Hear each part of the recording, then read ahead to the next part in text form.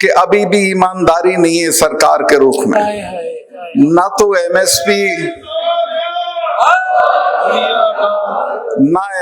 पे कुछ किया है, ना जो मुकदमे थे वो खत्म किए हैं, ना जो ये लोग लाल किले पे बच्चे चढ़े थे ना इनको छोड़ा है, ना मुकदमे खत्म किए हैं।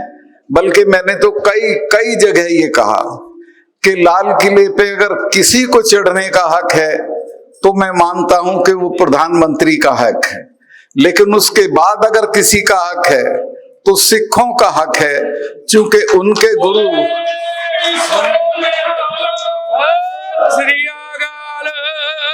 तेग बहादुर साहब की शहादत लाल किले के दरवाजे पे हुई थी।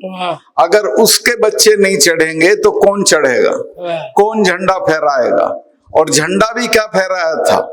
निशान साहब फहराया था, जिसकी इज्जत रखने के लिए हजारों सिख शहीद हुए हैं। तो इस बात को समझना चाहिए।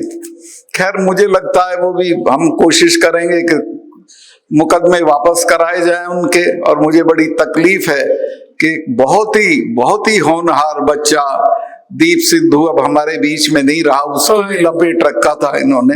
और मुझे अच्छा लगा कि उसके परिवार, उनके भाई से मेरी आज मुलाकात हुई, मुझे बहुत अच्छा महसूस हुआ।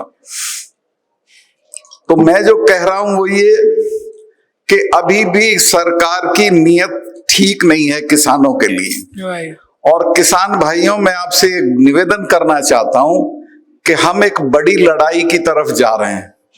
किसानों को अभी बड़ी लड़ाई लड़ना पड़ेगी, क्योंकि सरकार का रवैया हमारे लिए अच्छा नहीं है। फसल के दाम पे हमारे साथ नहीं है, एमएसपी पे हमारे साथ नहीं है।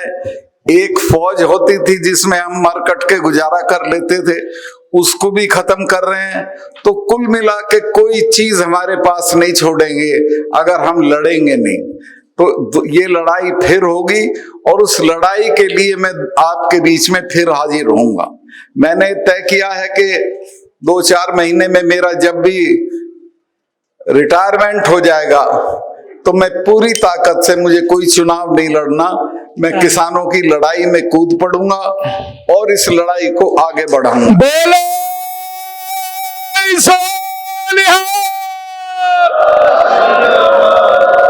मलिक साहब संघर्ष करो, हम तुम्हारे साथ हैं।